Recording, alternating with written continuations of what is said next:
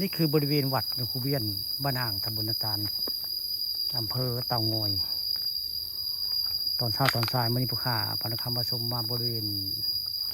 วัดหลวงปู่เบี้ยนได้อยู่หลังถ้ำไปตรงนี้เพียงปฏิเสธในกุฏิหลวงปู่เบี้ยนบ้านอ่างตำบลนาตาลอำเภอเต่างอยมื่อนี้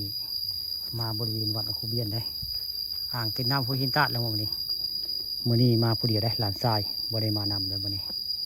แล้วก็ขอปฏิกายเกษียณนะครูเห็นคาเฟ่จานตื่มอยู่บริเวณอ่างเก็บน้ำห้วยหินตาดบ้านอ่างตำบลนาตาลจากนี้ไปประมาณ3 ลักกิโลประมาณนี้ได้นี่ซูมกล้องไปจะไกลได้นั่นคืออ่างเก็บน้ำห้วยหินตาดบ้านอ่างได้วัดหลวงปู่เบี้ยนอยู่ทางเทิงพี่น้องนี่วัดหลวงปู่เบี้ยนอยู่ทางเทิงผู้ข่าก็อยู่หลังถ้ำได้นี่อยู่บริเวณหลังถ้ำวัดหลวงปู่เบี้ยนสูงได้หมดนี้เปลี่ยนไปกระเซ็นกุฏิเพื่อนนี่กุฏิของหลวงปู่เบี้ยนสร้างเป็นไว้ไว้ไงนี่แล้วก็เรียกมันในกระเซ็นห้วยพระบาทแล้วก็เจอนี่หมู่นี้คือสิมีห้วยพระบาทอันนึงได้นี่มี2 ห้วยได้ห้วยพระบาทอยู่ในวัดหลวงปู่เบี้ยนนี่ข้าพระนครผสมวันนี้มาวัดหลวงปู่เบี้ยนแล้วก็เอาห้วยพระบาทให้เพื่อนๆผู้ติดตามได้เบิ่งได้ชมนี่อยู่ทางเทิงของวัดนี่มีห้วยพระบาท2 ห้วยได้แล้วก็มีอันจักหวานต้นอย่างได้นี่งามแต่เสียนี่จักหญ้าไปสั่งไปจักนี่งามนี่จักใบไปสั่งเครือไปสั่งพุ่นน้องนี่ไปผู้จักกะคอมเมนต์มาได้ว่ามันเป็นเครืออย่างนี้เขียวงามแต่ได้นี่ในอยู่ในรังถ้ำมันนี่คิดว่าสิเป็น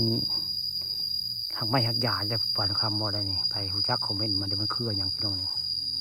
ผู้ขาบ่จักได้แต่ว่ามันเป็นเครืออย่างนี่แต่มันงามพี่น้องมันเกิดในพลานหินนะนี่ไผ่หูจักว่าเป็นยาเย็นหรืออย่างเงี้ยเขาเม่นไม่เด้อปานคำผสมนำโบจักได้แต่ว่าเห็นมันงามพี่น้องมันเกิดในพลานหินได้นี่แต่มันเป็นเครืออย่างงามแต่ละนี่ดินกระบอกมีเขาเกิดในพลานหินพี่น้องนี่อยู่บริเวณหลังถ้ำวัดหลวงปู่เบี้ยนบ้านอ่างตำบลนาตาลได้มีเครืองามแต่ว่าจะหักไม้อย่างกับโบจักผู้ขากับโมหูได้แต่เห็นมันงามก็เลยเอาภาพความงามของคนมาให้เบิ่งมาชมไปผู้จักก็เป็นข้าวแกงยาก็คอมเมนต์มาเรียกว่ายาอย่างอันนี้อยู่บริเวณหลังถ้ำรอยพระบาทวัดหลวงปู่เบี้ยนนี่ปานคำผสมโบจักได้ว่าเป็นวัดอย่างนี้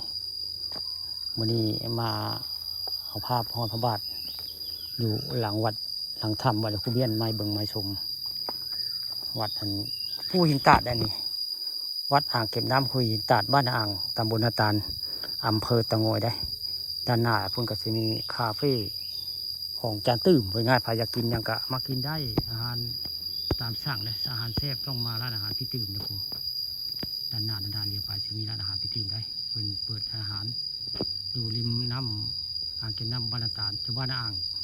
เก็บน้ำพินตาคือร้านอาหารของจานตื่มแล้วนะวัดปฏิกายกาศีเห็นได้นี่คือถ่ายจากมุมสูงลงไปจากอันได้รังถ้ำไปได้ไปใส่อ่างเก็บน้ำนี่แหละคือรอยพระบาทอ่างเก็บน้ำห้วยหินตาดแล้วเนี่ยห้วยบักขี้ใหญ่